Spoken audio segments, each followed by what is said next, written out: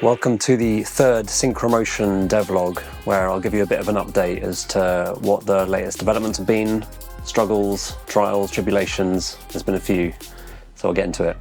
Firstly, the good news, as I was saying before, I've kind of settled on a bit of a format for at least this first version of what I want to do. So I've got kind of 2 tracks and they kind of flow into each other, and I've got a bunch of graphics to match in with that as well. And I've spent a lot of time matching the graphics and making sure I have the right kind of graphics modules that are going to work for elements of each track. And again, there's sort of some that go between the both and some that are kind of individual. The trouble I'm having when I'm practicing though is that it's a lot to control. Like even just the music bit itself is like a whole thing. Controlling the visuals as well and the graphics is like a thing I just forget to do sometimes. Like I forget to trigger stuff. So it might be that I program some stuff into the set, because as I'm going through the different scenes, I could be triggering stuff that way. So I'll have a bit more of a practice and then see how I go with that. But at the moment, to be honest, everything is just on all the time, and then it's triggered by the track that wants to be there anyway. It's more of a case of choosing when to turn things off, when they need to go off and when there's too much stuff happening on screen, which I don't think about because I'm not thinking about that. I'm looking at the Ableton push instead of the actual screen. I did have a bit of a setback. I spent the last week, so not this last week, the week before, I spent on just the project. I just took some time out and I was like, I'll just spend some time on it.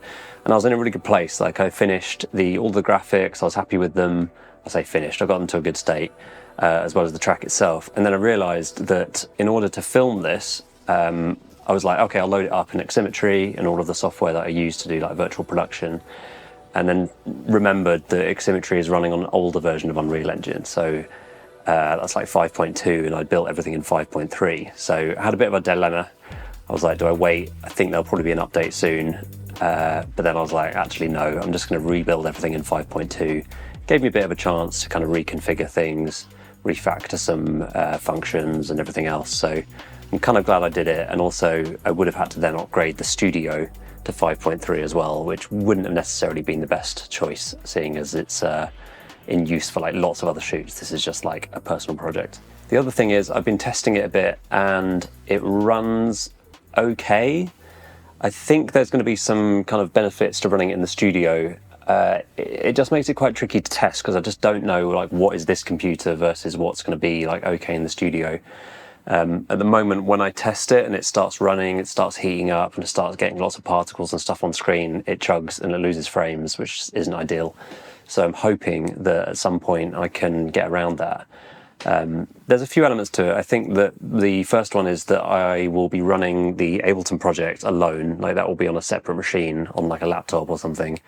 And that is quite heavy, so there's quite a lot of CPU overhead there, which could be impacting the project. I'm not necessarily recording and wasn't recording anyway. That would have had an overhead.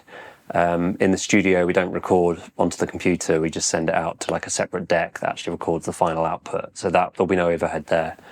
The studio machine as well is slightly more powerful. It's running just the latest CPU. I think it's running a 13900K or something like that, as well as a 4090. This is just a 3090, which is pretty beefy still, but it has some heat issues, which just throttle it at times.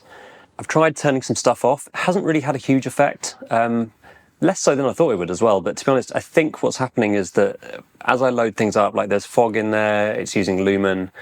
These are all things that I can turn off and change, and I have tried, but I think I'm using essentially just a lot of emissive materials for the kind of style it is. So ahead of just like massively overhauling the way that I'm rendering, it's going to be a pretty heavy render. There's a lot of like light traces going on, so I think that's kind of unavoidable.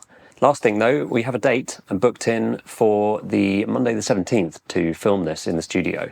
So everything's more or less up and running. I need to load things up on the laptop, load things up on the studio machine, get that all running and tested. I'm feeling pretty confident with that. I've already got it running on the laptop, that's fine. Studio machine is just there. We're used to like building up projects and loading them up on there. So I'm kind of just treating it as like, let's just get in the studio with a few people, film it, get it done. And then we'll learn some stuff. Like we'll do a few takes and then I can cut together some stuff, do some multicam work, maybe even some virtual cameras, things like that. So yeah, we'll see where we get to. But until then, more practice, a bit more debugging, we're good to go.